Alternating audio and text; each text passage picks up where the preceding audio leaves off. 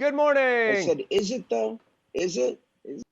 I guess I was being presumptuous. I should say, where are you and how are you? I'm in Los Angeles. I've been up since 4:30 in the morning, but otherwise doing great. Okay, fantastic. Well, we appreciate you being here. It means a lot. In fact, why don't you caffeinate up, do whatever you need to do to get the rest of this party started? Okay, fantastic. I will start you off by saying I love this movie. I loved Artemis Fowl. Thank you so much, bud. I love this movie too, which is why I woke up before the sun did to talk about it.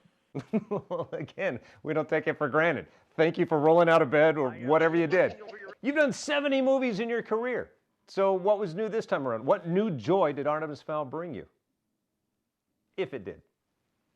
Well, it was a little bit of new and old. I had come off of working with the brilliant Sir Kenneth Branagh on Murder on the Orient Express, and he called me and told me that he was working on this new film called Artemis Fowl, based on the series of books by Owen Sure. Colfer that I had never read, described as Die Hard with fairies. And I was like, this is so much for me to comprehend. So I read the books, and I was blown away.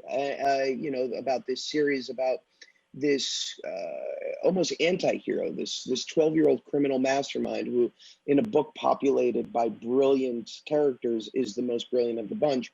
And I thought that was so empowering. That was so different than anything I'd ever read. And I was fascinated by this character of Mulch Diggins, who's sort of this loner. He's kind of somewhere in between Hagrid by way of Han Solo.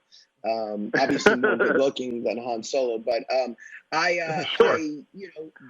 was really drawn to how different and how familiar it was all at the same time. I know people fanboy and fangirl out about you all the time. Oh my gosh, it's the guy that does Olaf. It's Olaf. Did you fanboy or resist fanboying with your younger co-star, who is the grandson of Robert Shaw, Quinn from Jaws, one of the greatest movies of all time? How crazy is that? When Ken told me that, I couldn't, like, I didn't understand yes, like, just talk about royalty. And I had just seen Jaws again, and I was just like, oh my God. Yeah, I was definitely geeking out.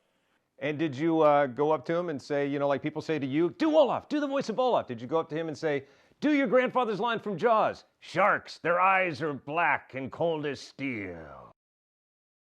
I never asked Little Ferdia to do that because I think that would have been incredibly creepy to do as just like the older actor on set talking to this little kid and being like, "Hey, do something that your grandpa did. Do it." I think you just nailed why I'm probably not allowed on movie sets these days. Hey, man, it is a joy to have you on Extra Butter. Thanks for getting up early. Whatever you had to do to be here, we appreciate it. And the movie's great.